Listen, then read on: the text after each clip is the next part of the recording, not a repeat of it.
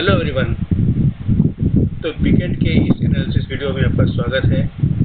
आज के इस वीडियो में हम एनालाइज करने की कोशिश करेंगे कि क्या पीएसयू सेक्टर्स के स्टॉक अपना पीक बनाते हुए नजर आ रहे हैं, किस तरीके का डेटा बना उसमें और किस तरीके की एक्टिविटी रही इस पूरे वीक के उठापटक के दौरान। उन सब चीज़ों को एक बार एनालाइज करते हैं अपने स्क्रीन पे और ये जानने की कोशिश करते हैं क्या ये सेक्टर पीक आउट होता हुआ नजर आ रहा है। तो चलिए शुरू करते हैं इस वीडियो को। सबसे पहले चलेंगे हम निफ्टी को देखेंगे एक बार कि निफ्टी में किस तरीके से काम हुआ इस वीक में।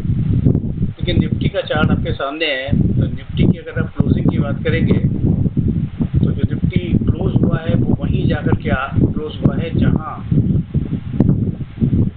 एग्जिट पोल के नेक्स्ट डे क्लोज हुआ था, उसी के आसपास, बल्कि उससे थोड़ा सा ऊपर जाकर के ही क्लोज हुआ है। यानी क्लोजिंग की अगर बात करें तो लाइफ टाइम हाई पे की क्लोजिंग दी है उसने, जो कि क्लोजिंग का एग्जैक्ट पॉइंट है 23,290 के ऊपर जाकर के निफ्टी ने क्लोज किया है। जबकि एग्जिट पोल के वाले दिन इसने जो क्लोजिंग दी थी वो 23,263 की दी थी। तो यानी कि क्लोजिंग बेसिस पे वो अपनी लास्ट क्लोजिंग से आगे निकल चुका है। हालांकि टॉप लास्ट ट्रेडिंग सेशन में उसने टच नहीं किया, उससे थोड़ा सा नीचे है, डजंट मैटर। लेकिन अब इनके पार्टिसिपेंट कौन कौन से थे उसके ऊपर थोड़ी नज़र डालेंगे। जैसे कि हमने बात की थी कि हम पीएसयू सेक्टर्स के ऊपर चर्चा करेंगे कि क्या वो पीक आउट होते हुए नज़र आ रहे हैं। तो चलते हैं अपनी एनालिसिस के अगले स्क्रीन पे, और ये सामने आपके जो लगे हुए हैं पीएसयू सेक्टर के सारे स्टॉक्स लगे हुए हैं। लेकिन पीएसयू सेक्टर निफ्टी की तेजी के साथ इसका पार्टिसिपेशन कैसा रहा, सबसे पहले हम इसको समझने की कोशिश करेंगे।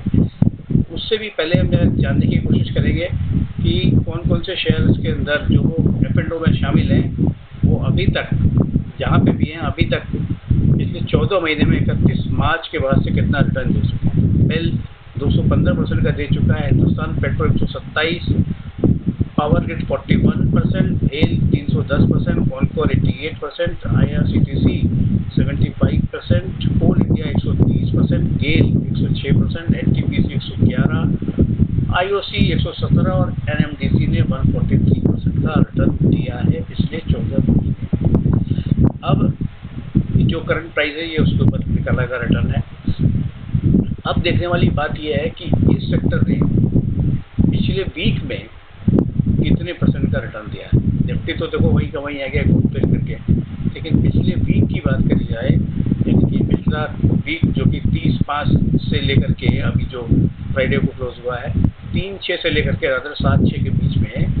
अब अगर रिटर्न की बात करें तो देखिए रिटर्न बेल ने 2.6% का नेगेटिव रिटर्न दिया है, हिंदुस्तान पेट्रोल ने 2% का नेगेटिव रिटर्न दिया है, पावर ग्रिड ने 0.9% का पॉजिटिव, हेल ने 1.8% का नेगेटिव, कॉनकोर ने 1.1% का नेगेटिव रिटर्न दिया है, आईआरसीटीसी ने 4.6% का नेगेटिव रिटर्न दिया है। अच्छा, सारे सेक्टरों सारे शेयरों का अगर एवरेज निकालें तो -1.42% का नेगेटिव रिटर्न दिखाई देता है। तो 1.42% का नेगेटिव रिटर्न दिखाई देता है, जबकि निफ्टी अपने पीक पे दोबारा आ चुका है।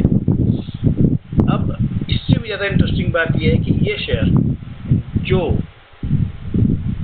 3 तारीख वाले दिन जिस दिन एग्जिट पोल के रिजल्ट आए थे मंडे वाले दिन, इन शेयरों ने जो हाई बनाया था वहाँ से कितने दूर है।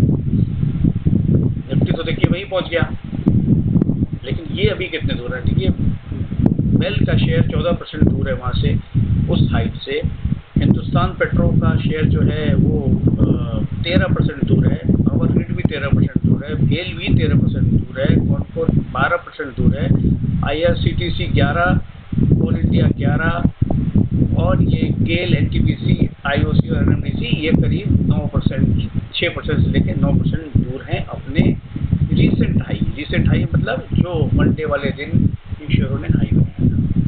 तो एक तो बात रही है, एक ही ऑब्जर्वेशन इस ऑब्जर्वेशन से। जबकि अब इस बार जो निफ्टी ने हाई बनाया उसके पार्टिसिपेंट बदल चुके हैं, उसमें मेजर पार्टिसिपेशन रहा है आईटी और एफएमसीजी के शेयरों का। अब पीएसयू पे वापस आते हैं। तो अब इन इन PSU शेयरों के बाकी डेटा को ज़रा देखते हैं।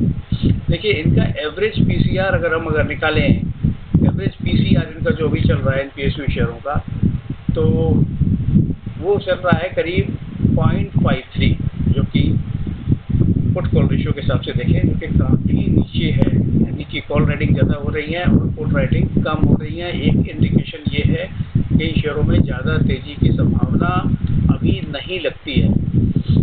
उसके बाद चेंजेस कितना आया, एवरेज चेंजेस अगर इनके PCR में देखा जाए तो 12% का करीब चेंज आ चुका है 3-6 वाली स्थिति और 7-6 वाली स्थिति में करीब 12% का चेंज आया है।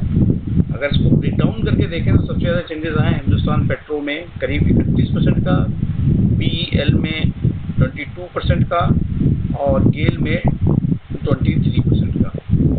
हालांकि गेल का शेयर कंपेरेटिवली इन सारे PSUs की बात करें तो इस एक वीक में सबसे अच्छी परफॉर्मेंस उसी की रही है। इसलिए नहीं कि बहुत चला है, चला ज़्यादा नहीं है, लेकिन अपने पीक के पास पहुंचता हुआ सबसे ज़्यादा नज़र ये आया। अपने पीक से अभी भी 10% हालांकि दूर है। अब इसके अलावा कुछ और अगर डेटा हम देखने की कोशिश करें तो ओपन इंटरेस्ट के एडिशन की अगर बात करें तो इन सारे शेयरों का एवरेज ओपन इंटरेस्ट 5% का करीब ऐड हुआ है। इसका मतलब क्या है कि ऊपरी लेवल पे इसको शेयर पर जैसे आ रहे हैं तो वहाँ पे शॉर्ट पोजीशन बिल्ड की जा रही है। तो शॉर्ट पोजीशन बिल्ड करने का पहले तो मौका नहीं मिला था, अब शायद वो मौका मिलता नजर आ रहा है। तो इन सारी चीज़ों को देखते हुए अच्छा एक चीज़ और इस पर हम चेक करेंगे कि डिलीवरी का वॉल्यूम, एवरेज डिलीवरी का जो एवरेज वॉल्यूम है वो नॉर्मल से कम है या ज़्यादा है। तो देखिए सारे शेयरों का डिलीवरी का एवरेज वॉल्यूम की अगर हम बात करें तो अगर इनके एवरेज की बात करूं मैं कि कितना एवरेज कितना रहा इनका, तो नॉर्मल वॉल्यूम का कितना रहा, करीब 2.14 टाइम्स नॉर्मल वॉल्यूम जितना होता है डिलीवरी बेस्ड वॉल्यूम इन शेयरों में, उसका दुगने से भी ज़्यादा वॉल्यूम इस दौरान हुआ है। यानी कि प्राइस भी गिरा है और अपने हाई को टच भी नहीं कर पाया है, जिसका मतलब ये है कि ऊपरी लेवल पे सेलिंग अच्छी खासी आ रही है। तो REC में जैसे 2.59 टाइम्स की सेलिंग हुई है, बेल में 2.69, यानी कि बाइंग ऐसा महसूस होता है। इन सारे डेटा को अगर एक कंक्लूड करने की कोशिश करें तो इंस्टीट्यूशनल इन्वेस्टर्स की तरफ से कोई खास बड़ी बाइंग होती हुई नज़र नहीं आ रही है इन सेक्टर के अंदर। ऊपरी लेवल पे शॉर्ट पोजीशन जरूर बनती हुई नजर आ रही है इन सारे शेयरों के अंदर जो PSU से रिलेटेड शेयर्स हैं। तो अब देखिए गवर्नमेंट बन गई, कल शपथ ग्रहण है, मोदी जी अपनी बातें कहेंगे, सारी बातें ठीक है, बाकी लोग पार्टी के लोग मीडिया से अपनी बातें करेंगे, बट गवर्नमेंट में जो मजबूती BJP के अकेले जीतने से आती वो तो आती हुई नज़र अभी नहीं आ रही है और उसका एक बियर फैक्टर रहेगा भी। इसीलिए सारे डेटा को हमने डिटेल में एनालाइज किया है। ये सारे शेयर पहले ही बहुत रिटर्न दे चुके हैं और अब नई तेज़ी में शायद ये पार्टिसिपेट ना करें। नया सेक्टर जो उभर करके आया है इस तेज़ी में, जो मंडे को उठा और उसके बाद जो मार्केट गिरा और उसके बाद फिर उठा, उसके अंदर जो नया सेक्टर उभर करके आया है उसमें सबसे बड़ा नाम आता है IT और FMCG का। वो भी डेटा देखिए हमारे पास है, हम आपको दिखा सकते हैं इसी स्क्रीन पे।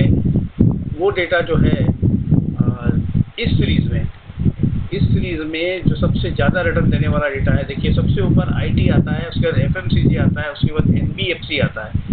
देखिए FMCG में पिछली सीरीज़ में भी 3% का रिटर्न दिया था और इस सीरीज़ में 7.5% रिटर्न ऑलरेडी दे चुका है। IT ने पिछली सीरीज़ में नेगेटिव रहा था, ये इस सीरीज़ में 8% का रिटर्न ऑलरेडी दे चुका है। तो ये जो वो सेक्टर है स्पेशली IT और FMCG जो कि पिछली सीरीज़ में साइलेंट थे, पिछली 2-3 सीरीज़ से कुछ खास कर नहीं पा रहे थे और इस सीरीज़ में उभर करके आ गया है। तो ये शेयर, ये सीरीज़ मतलब ये सेक्टर IT और FMCG शायद PSU को रिप्लेस करेंगे और PSU के साथ साथ ऐसी ही संभावना कैपिटल गुड्स के शेयर में भी नज़र आ रही है। कैपिटल गुड्स के अंदर बेसिकली नाम आता है आपका ABB, L&T, कमिंस और एक दो कंपनी और है।